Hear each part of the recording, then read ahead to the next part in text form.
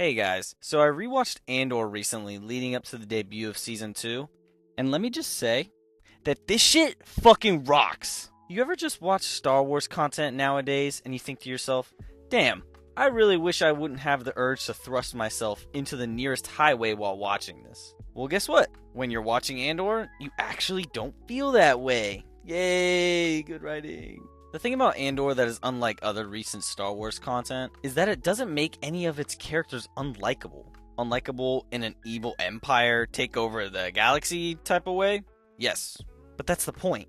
I feel like in most Star Wars media, the Empire gets treated like these incompetent buffoons, but in this show, you fucking hate them. They are actually evil and are made a threat to every planet that we visit in this show by just abusing their power on innocent people. Which is a powerful way to show why a rebellion was created and what made so many people actively ride against them. A way to connect us well with characters and to feel for them is to show us these details and the specifics of what it's like to live in a fascist world like this. I don't buy that the Empire can take hold of the galaxy when I see shit like this, and this, and this.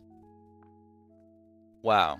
I am so intimidated. Having characters be more grounded like this and not always be a space wizard who does flips or speaks weird dialogue can get a more emotional response out of people a lot of the time. Cassian is great because we see that all he wants is to live a comfortable life with money and to run into no issues. At the start, he doesn't want to fight for a galactic rebellion. He wants a fucking bag, and he wants to keep himself and the ones he loves safe. But even after he gets his big paycheck and tries to live comfortably on a different planet, he gets arrested out of nowhere, unfairly, and starts to see the large-scale problem with the current state of the galaxy.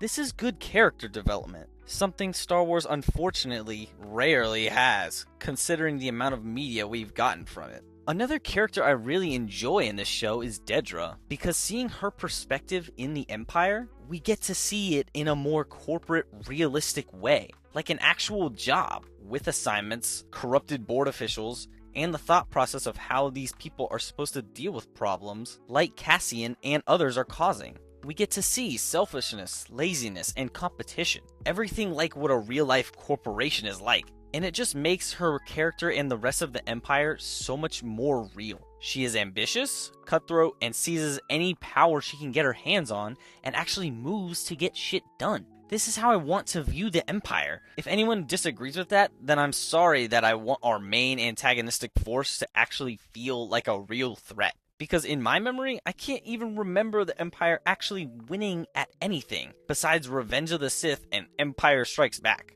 I want to feel like the people I'm rooting for are actually having trouble with their missions, that there's actual stakes in the plot, and that there's consequences for the decisions that they make and the things they do. Now, I'm not saying everything in Star Wars needs to be darker, edgier, and as realistic as it can be. We need the brighter, more outlandish stuff too. But I just want for these stories that take them years to make to actually have some thought and care put into them. Like, why did the people at Star Wars care about this show and this one alone? The Kenobi show didn't get half this treatment, and that was one of the most hyped up Star Wars projects to come out since The Force Awakens. Like, don't get me wrong, Kenobi wasn't the worst thing to come out of Star Wars, but since the potential for it was so high, the letdown everybody got brings it down that much more. Even just the sets and visuals of Andor alone compared to Kenobi is just baffling. I looked it up, and Andor Season 1 had a $251 million budget compared to Kenobi's $90 million.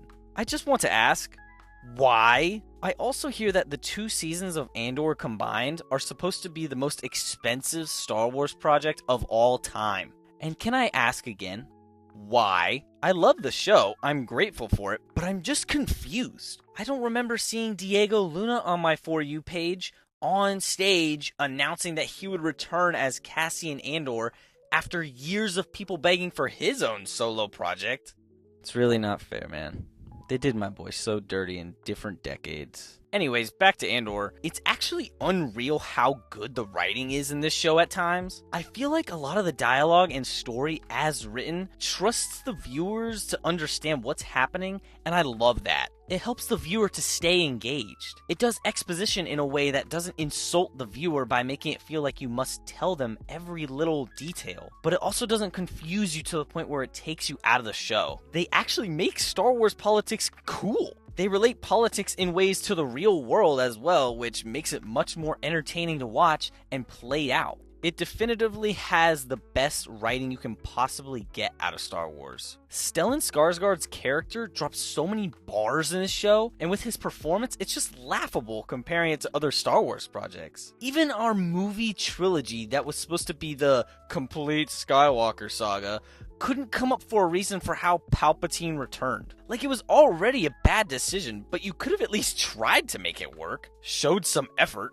Now, I don't think that this season is perfect, unfortunately. I think that the start of this show is a little slow, and that some people might drop it if they have some 2 to 3 episode type of rule. But those episodes are still great and do a great job at introducing us into the show. I just don't think there's at any point a super strong hook that most good shows have early on. Another issue I have is that a lot of scenes with Cyril post-first arc feel a bit tedious to me. And I know it's important to the show and aligned with one of my favorite characters, Dedra, but the scenes with him and his mom and him trying to find a new job just slowed down the show a bit for me. But that's literally all of my negatives for season 1. I think everything else is basically flawless. But heading back into positives, honestly, one of the standouts for me was that the music and the score were so good at certain points, it would damn near take me out of the show, and I would just be like, holy fuck, this shit is amazing! As well as the world building in this show is fucking phenomenal. Every planet feels so lived in, the way they introduce you to so many characters and their own sets within the planets throughout the arcs. Another quick nod to Andy Serkis, who I love and deserves an Emmy. Please put him in more stuff, he's the GOAT. And the way the camera works and the shots are done in this show are made to immerse you into it, and they do such a phenomenal job. Which leads into the cinematography, which is just jaw-dropping for a Star Wars show. Every world almost has a completely different air and ambiance to it, which is so important when you're hopping between so many different planets so often. It also helps that most of, if not all of Andor wasn't shot on the volume, and they actually use practical sets, which I don't know if it's just me, but I can tell the difference, and it just takes me out of it sometimes when I think about it. When I can actually see the extra effort, it makes me appreciate it that much more. The finale also does a great job at making it feel like a good wrap-up for a tight season, and also leaving it open to a season 2 instead of only doing everything the entire show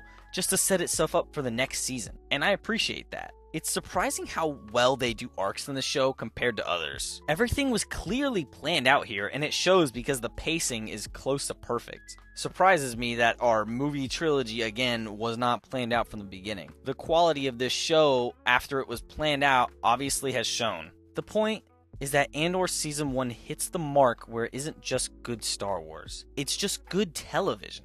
It's proof that this universe can tell stories that don't rely on nostalgia goggles or space wizards with consistently bad parenting skills. If you haven't watched this show and you like Star Wars, you're seriously missing out. And if you don't like Star Wars, watch it anyway because it's way different than the rest of the universe. 9.5 out of 10. I hope more Star Wars projects can get this much love and support, because having this level of quality in a theater release would bring Star Wars back to the level we want it to be.